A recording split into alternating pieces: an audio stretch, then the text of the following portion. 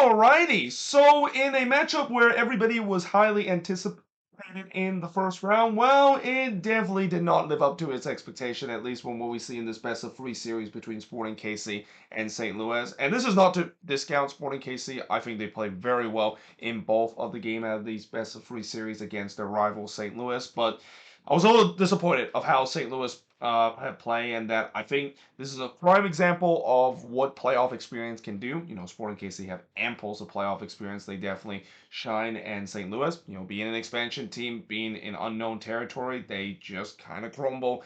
And a lot of that has to do with, I think this is going to be a thing that a lot of teams are going to start figuring out about St. Louis, where as long as you give them the possession, they're not going to really hurt you that much. I mean, if you are a team that is able to get possession and also, not to mention, able to get by the press, which we saw Sporting KC was able to do pretty successfully throughout the latter part of the first half and even into part of the second half. Then you basically just solve St. Louis City. Now, early on, Leuven would blast it back to Missouri on the game's first shot on the free kick. Yeah, I mean, that one probably might have hit Missouri with the way that it was way high and was nowhere close to being on a free kick. And I think that shot also kind of sums up St. Louis City experience in the playoff. I mean, Leuven has always been good in terms of hitting it on the free kick, but that was not only not one of his best effort, but probably the worst effort I've seen him hit on the free kick. But St. Louis was definitely on the front foot, but that might be by design because Sporting KC, it feels like they were trying to do the same strategy they did in the last game. They're trying to sit back and ask if St. Louis can break them down on a low block. The first shot for Sporting did came in the 17th minute as Kinda had a shot that was deflected and goes wide. And then on the other end, Berkey would deny Showery from close range. And I thought Sporting started to gain some steam on the attack as they were looking for the opener. And St. Louis press was clearly not working. I mean, the press was kind of working a little bit early on. No, actually, it wasn't really working because, they didn't really need to press because Sporting KC was giving them possession. And then when they tried to do the press, yeah, this is when it kind of got a little disjointed and Sporting was having no issue in terms of trying to play out of the press. And then in the 45th minute, Sporting KC gets the opening goal. It's Logan Ndembe. In the last game, he scored his first career MLS goal, and actually, not just his first career MLS goal, but his first professional career goal. I didn't know that he actually had never scored a goal before coming to Sporting KC, but here he scored his second career professional goal from Polito to make it 1-0 in favor of Sporting KC. Again, that's what happened when you finally get a taste of goal. You might have a chance to score another one in quick succession, and we're definitely seeing it with Ndembe there. I mean, that was just a lovely finish there from Ndembe. You wouldn't have guessed it that this guy would have only scored his first career MLS and first career professional goal in the last game with the finish that he provided in this one. But yeah, that gives Sporting KC a 1-0 lead heading into the second half.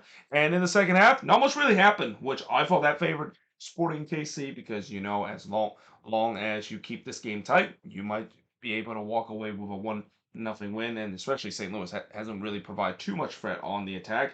Though there was some concern in the 52nd minute when Kinda went down with a knee injury. Now, originally it looked like that was going to be a serious injury because the way that there was a long delay for this injuries, I thought he was going to be substituted off, but he was able to continue. Well, at least until near the end of the game where he was able to be substituted. But in the 54th minute, Leuven would cross it wide from close range before Amelia absolutely robbed Joe Klaus from point blank effort. Joe Klaus was very quiet in this game, and he was very quiet again in the last game two. And again, partially due to the fact that Sporting KC was doing a good job shutting down St. Louis main man, but also it's kind of disappointing playoff appearance for Joao Klaus. I mean, this is a guy that a lot of people have talked about in the regular season, even after the injuries that he suffered, that he can be the dangerous man for the St. Louis team. And really, he didn't kind of show up in this playoffs. And you can kind of say the same thing about this attack too. I mean, the likes of Giacchini and Adeniran,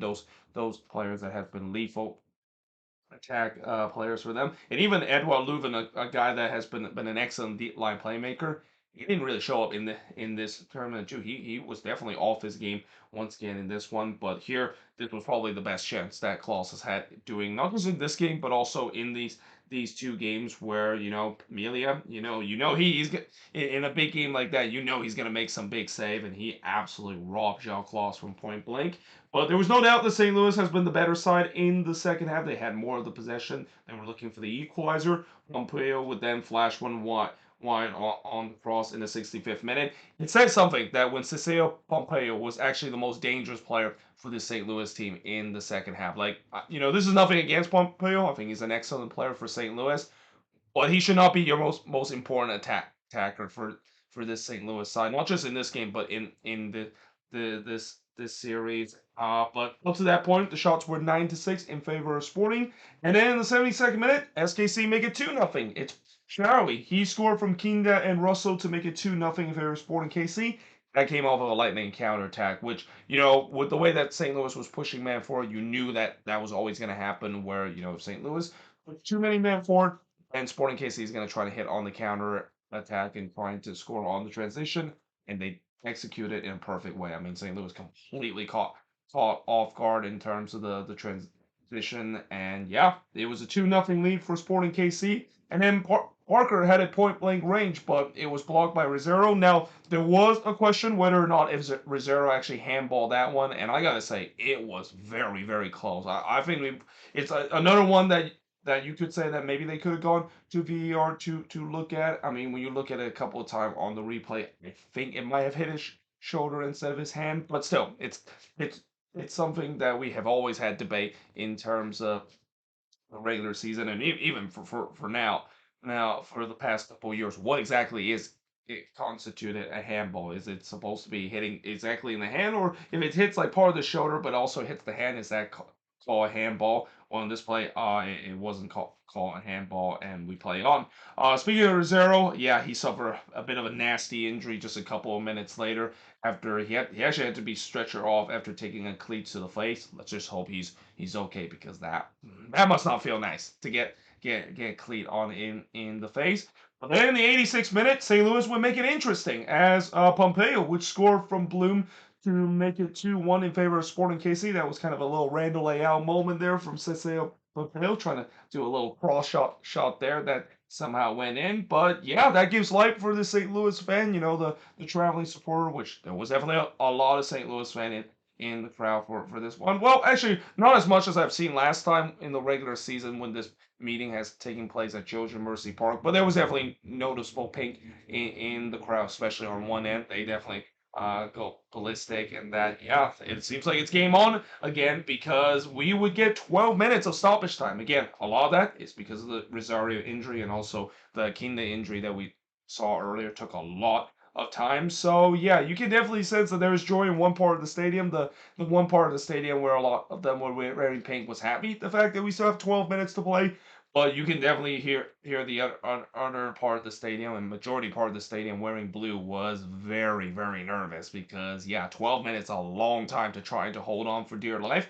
But to Sporting KC credit, they did a good job in terms of defending. I mean, St. Louis again not really creating much chances. This has been one of the problem for St. Louis, where if you allowed them to have the ball, then yeah, they does have a tough time at times in terms to trying to create some decent chances, because after 105 minutes playing this game, St. Louis really didn't create much chances. And speaking of 105 minutes, that's when the full time whistle was blown. Yeah, there was a lot of stoppage time in this one, and in the end, Sporting KC. I mean, I wouldn't say they really hold on, because they didn't really give up a lot of good chances for St. Louis, but I'm pretty sure those Sporting KC fans can breathe a huge sigh of relief after that 15 minutes of stoppage time is over, because in the end, their team is moving on into the next round. They win 2-1 in this one. The shots in this one, 15 shots for the 8 that Sporting KC had, 4 shots on goal for the 2 that St. Louis had, 7 shots off target for the 1 that Sporting KC had, 6 shots that was blocked for the 3 that Sporting KC had,